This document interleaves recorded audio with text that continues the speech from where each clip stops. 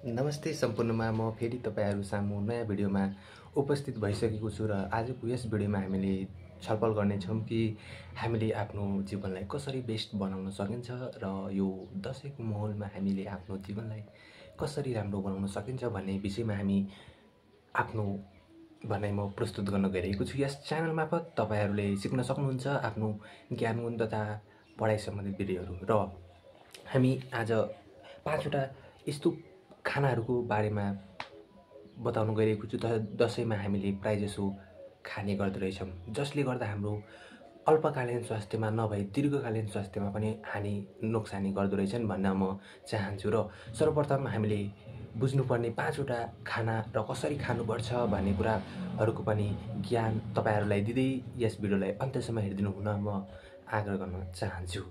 सर्वप्रथम पहिलो कुरामा के रहेको छ भन्दाखेरि बासी खाना नखानुस्।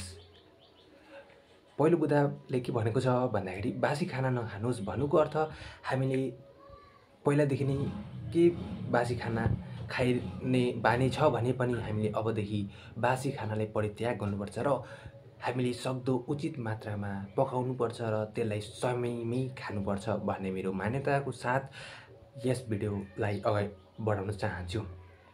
अब दोस्रो बुदामा के छ भन्दाखेरि अत्याधिक मासु नखानुस्। यो दशैंको माहौलमा हामीले अत्याधिक मासु खाने गर्दैछौं, जसले गर्दा हाम्रो पेटमा ग्यासदेखि लिएर कब्जदेखि लिएर विभिन्न खालको रोगहरु लाग्न सक्छन्। त्यसैले त्यो दीर्घकालीन रूपमा नराम्रो हुने भएकाले असर गर्ने भएकाले तपाईहरु त्यसलाई पनि अलि मध्यनजर गर्दै उचित मात्रामा मासु खाने दिनु होला।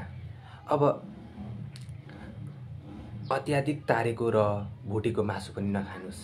यो दशैंको माहौलमा हामीले तेलयुक्त मासु देख्नबित्तिकै मन त कसो नहोला सबैको, तर के गर्नुस् भन्दाखेरि अत्याधिक तेलमा तारेको र भुटेको मासुहरु कम्ती खानुस् र बरु सकिन्छ भने तेल कम्ती नै हालेर खादा हाम्रो शरीरमा त्यसले राम्रो असर गरोस् भन्न म चाहन्छु, किनभने हाम्रो शरीर भनेको हाम्रो सम्पत्ति पनि हो भन्न म चाहन्छु।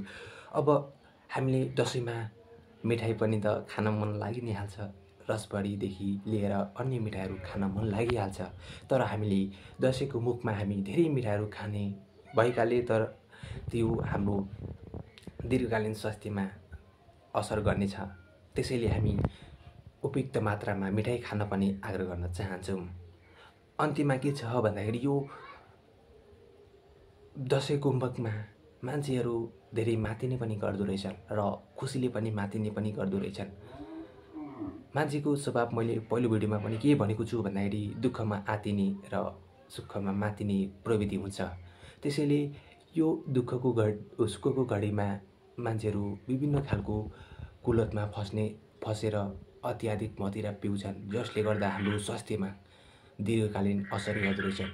कुनै पनि कुरा हाम्रो एक लिमिटसम्म सबै कुरा राम्रो हुन्छन्, तर एक लिमिट क्रस गरिसकेपछि त्यही कुरा पुरै नराम्रोदेखि लिएर तपाईको स्वास्थ्यमा पनि एकदम क्षति पुर्याउँछ। त्यो तपाईको स्वास्थ्यमा मात्रै होइन, तपाईको पारिवारिक जीवनमा पनि उथलपुथल गर्दिन्छ। त्यसैले म के भन्न चाहन्छु, यो दशैंको मुखमा तपाई खुशी र शान्ति समृद्धि होस् भन्न म तपाईको परिवारलाई कामना गर्न चाहन्छु र आशा छ तपाईलाई यस भिडियो राम्रो लाग्यो होला। यदि राम्रो लाग्यो भने यस भिडियोलाई सक्दो शेयर गरिदिनु हुन आग्रह गर्दै तपाईले अहिलेसम्म यो च्यानललाई सब्स्क्राइब गर्नुभएको छैन भने सब्स्क्राइब गरी लाइक बटनलाई पनि थिची मलाई सपोर्ट गर्नु हुन हार्दिक अनुरोध गर्न चाहन्छु। हस्त धन्यवाद। शुभ दशैं।